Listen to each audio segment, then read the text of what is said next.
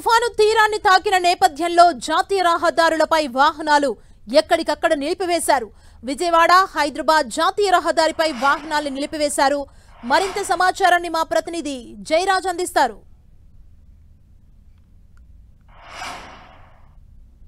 మోంతా తుఫాన్ అంతర్వేది దగ్గర తీరాన్ని తాకింది. పూర్తి స్థాయిలో దీని తీరం దాటడానికి 3-4 గంటల సమయం పట్టే అవకాశం ఉంది.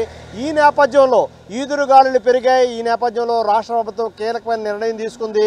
జాతీయ రహదారులపైన భారీ వాహనాలను ఎక్కడికక్కడ నిలిపివేయాలి, తీరం పూర్తి స్థాయిలో దాటే వరకు కూడా నిలిపివేయాలనేటటువంటి ఆదేశాలు వచ్చిన మేరకు అధికార యంత్రాంగం అంతా కూడా జాతీయ రహదారులపైన భారీ వాహనాలన్నీ కూడా నిలిపేసిన పరిస్థితి.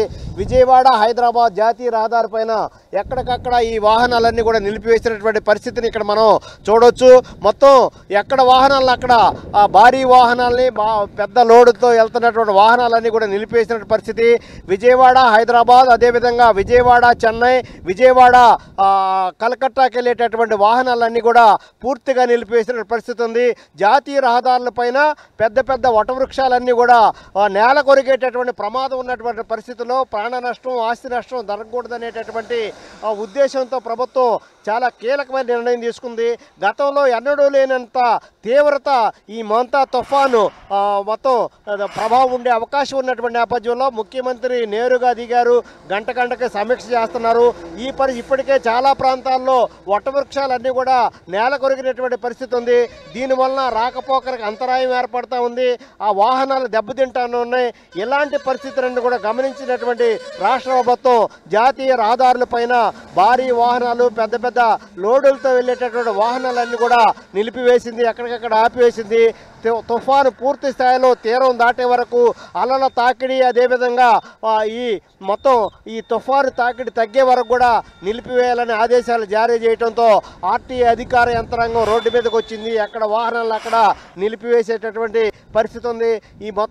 ఈ ఎక్కడికక్కడ లేబైన్ దగ్గర జాతీయ రహదారులపైన ఆపి ఉంచాలి, మళ్ళీ చెప్పే వరకు కూడా వాహనాలను కదలకుండా ఉంచాలనేటువంటి నిర్ణయంతో ఈరోజు రాష్ట్ర ప్రభుత్వం నిర్ణయం తీసుకుంది. దీన్ని పూర్తిగా అమలు చేస్తున్నటువంటి పరిస్థితి ఉంది.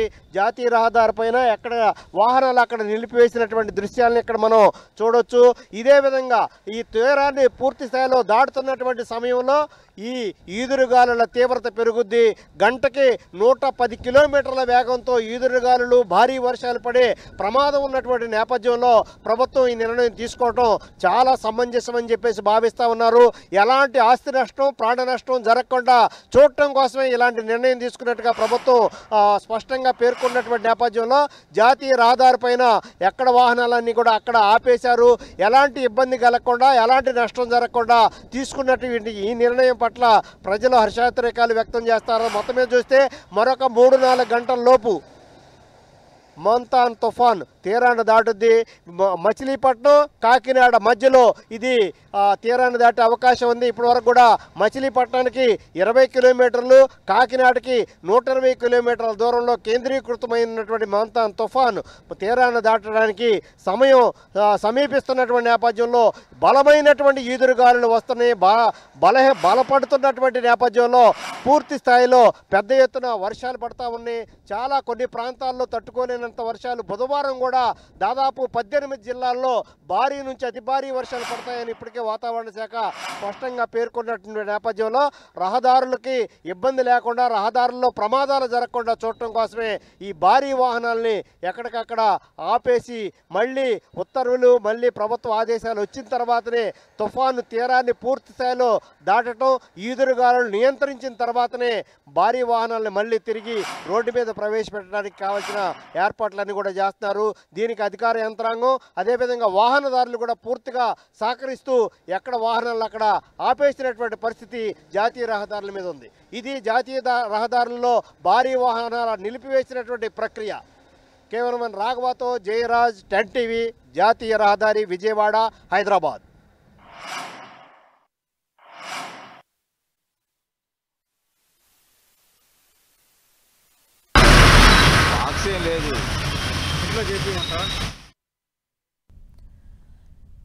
మనం చూసిన మోంతా తుఫాన్ ఎఫెక్ట్ కి సంబంధించి విజువల్స్ చూడొచ్చు. ఇప్పటి వరకు మా ప్రతినిధి జయరాజ్ మనకు అప్డేట్స్ ని అందించారు. విజయవాడ జాతీయ రహదారి పైన ఎక్కడికక్కడ భారీ వాహనాలు ఏవైతే ఉంటాయో నైట్ టైంలో ట్రావెల్ చేసే పెద్ద పెద్ద వాహనాలన్నింటిని కూడా ఎక్కడికక్కడే రోడ్డు మీద నిలిపివేసిన పరిస్థితి కనబడుతుంది. ఎందుకంటే తీరం దాటే టైంలో పెద్ద ఎత్తున ఈదురుగాలులు వీచే అవకాశం ఉన్న నేపథ్యంలో పెద్ద పెద్ద భారీ వృక్షాలు కూడా నేల కొరుగుతున్న పరిస్థితి ఆల్రెడీ కొన్ని ప్రాంతాల్లో కనిపిస్తుంది. ఈ నేపథ్యంలో ఎలాంటి ప్రమాదాలు జరగకుండా ఉండేందుకు జాతీయ రహదారిపై ఉన్న భారీ వాహనాలని, బస్సులు కానీ, లారీలు కానీ వాటన్నింటిని కూడా ఎక్కడికక్కడే నిలిపివేయాలంటూ కూడా కాసేపు క్రితం జరిగిన సమీక్షా సమావేశంలో ఏపీ ప్రభుత్వం ఒక డెసిషన్ని తీసుకుంది. ఎక్కడికక్కడ వాహనాల్ని నిలిపివేసిన పరిస్థితి కనబడుతోంది. తీరం దాటే టైంలో పెద్ద ఎత్తున ఈదురుగాలులు వీచే అవకాశం ఉన్న నేపథ్యంలో అధికారులు అయితే ఈ డెసిషన్ని తీసుకున్నారు. మనం చూస్తున్నాం రోడ్లు మొత్తం నిర్మానుష్యంగా కనిపిస్తున్న సిచ్యువేషన్ కనిపిస్తుంది. అవసరమైతే తప్ప ఇళ్లలోంచి బయటకు రావద్దంటూ అధికారులు అలర్ట్ జారీ చేశారు. షాపింగ్ మాల్స్ కానీ చిన్న చిన్న దుకాణాలు అన్నింటిని కూడా ముందుగానే బంద్ చేయించారు. అంటే అవన్నీ ఓపెన్ ఉంటే పెద్ద ఎత్తున క్రౌడ్ అక్కడికి వస్తుంది. ఈ టైంలో తుఫాను పెద్ద ఎత్తున వస్తున్న నేపథ్యంలో ఈదురుగాలులు కూడా గట్టిగా వీచే అవకాశం ఉన్న నేపథ్యంలో ఎలాంటి ఇబ్బందులు కలగకుండా ఉండేందుకు అధికారులు అన్ని ఏర్పాట్లను చేశారు. ముందు జాగ్రత్త చర్యలు తీసుకున్నారు. ముఖ్యంగా లోతట్టు ప్రాంతాల్లో ఉన్న ప్రజలని అలర్ట్ చేయడం జరిగింది. చాలా ప్రాంతాల్లో వారి ఇళ్లను ఖాళీ చేయించి వారందరినీ కూడా పునరావాస కేంద్రాలకు అధికారులు తరలించడం జరిగింది. అంతర్వేది దగ్గర ఆల్రెడీ తీరం దాటింది ముంతా తుఫాన్. మరికొన్ని గంటల్లో ఈ ముంతా తుఫాన్ ఎఫెక్ట్ పెద్ద ఎత్తున ఉండే అవకాశం కనిపిస్తోంది. తుఫాను ప్రభావిత ప్రాంతాల్లో ఇప్పటికే హై అలర్ట్ని జారీ చేశారు. అధికారులందరూ కూడా గ్రామాల్లోనే ఉండాలి, తుఫాను ప్రభావిత ప్రాంతాల్లోనే ఉండి ఎప్పటికప్పుడు అక్కడ జరుగుతున్న అప్డేట్స్ని అందించాలి. ప్రజలకు ఎలాంటి ఇబ్బందులు లేకుండా గ్రామాల్లోనే ప్రతి ఒక్క అధికారి కూడా ఉండాలంటూ సీఎం వారికి ఆదేశాలను జారీ చేయడం జరిగింది. మనం చూస్తున్నాం రోడ్లు కూడా తుఫాను దాటికి పెద్ద ఎత్తున వర్షం కురిసిన నేపథ్యంలో నదుల్ని తలపిస్తున్న పరిస్థితి కనబడుతుంది. అందులో కారు కూడా కొట్టుకుపోతున్న దృశ్యాలు మనం చూడొచ్చు. ముంతా తుఫాన్పై ఆర్టీజీఎస్లో అధికారులతో సీఎం చంద్రబాబు సమీక్షా సమావేశం నిర్వహించారు. తుఫాను ప్రభావిత ప్రాంతాల్లో బృందాలు కూడా స్వయంగా అక్కడికి వెళ్ళి అక్కడే ఉండాలి, ప్రతి అప్డేట్ని కూడా అందించాలంటూ కూడా ఈ సమీక్షా సమావేశంలో చంద్రబాబు నాయుడు వారందరికీ ఆదేశాలను జారీ చేశారు.